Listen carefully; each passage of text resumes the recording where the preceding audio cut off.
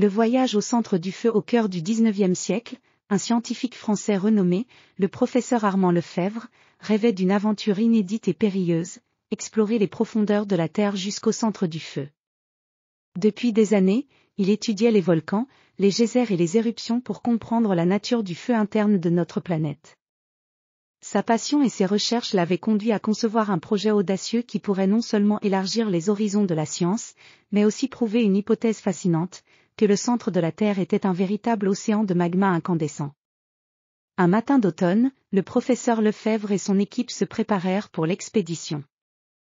Ils embarquèrent à bord d'un engin de forage révolutionnaire, spécialement conçu pour résister aux températures extrêmes et aux pressions énormes des profondeurs terrestres. Le navire, le Lastral, était équipé des dernières technologies, un blindage thermique, des moteurs à haute performance et des dispositifs de sécurité sophistiqués. L'expédition débuta au sommet d'un volcan endormi situé sur une île éloignée dans l'océan Atlantique.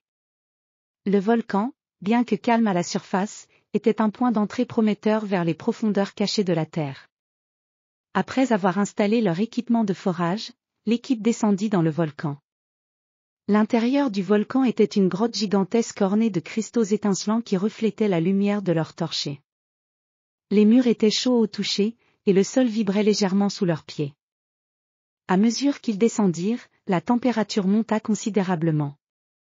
Les géologues de l'équipe, éblouis par la chaleur intense, ajustèrent les réglages de l'engin de forage pour qu'ils puissent supporter les conditions extrêmes. Les pressions croissantes et la chaleur accablante ne ralentirent pas leur détermination. Chaque étape de la descente était une nouvelle découverte, chaque couche géologique révélant des secrets fascinants sur la composition de la Terre. Après plusieurs jours de forage acharné, ils atteignirent une zone où le magma liquide commençait à se déverser. La vue était spectaculaire et impressionnante, un océan de feu incandescent, où les langues de magma dansaient comme des serpents enflammés.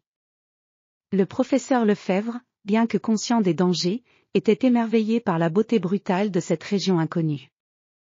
L'équipe établit un campement temporaire à une distance sécuritaire du magma en fusion, utilisant des matériaux réfractaires pour construire une protection contre la chaleur intense. Les scientifiques prenaient des échantillons de magma, mesuraient les températures et analysaient les propriétés chimiques du feu interne de la Terre. Le professeur Lefèvre nota avec excitation les découvertes scientifiques majeures. Les échantillons de magma contenaient des minéraux rares et des éléments chimiques qui n'avaient jamais été observés auparavant. Ces découvertes promettaient de nouvelles perspectives sur la formation de la planète et ses processus internes. Une nuit, alors que le volcan grondait doucement, une éruption soudaine secoua le campement. Les membres de l'équipe furent projetés dans tous les sens, mais heureusement, ils avaient sécurisé leur équipement et se mirent rapidement à l'abri. Le volcan, apparemment en colère, libéra une grande quantité de cendres et de lave. Malgré le chaos, le professeur Lefèvre et son équipe restèrent concentrés sur leur mission. L'éruption, bien que dangereuse, leur donna des informations précieuses sur la dynamique des éruptions volcaniques.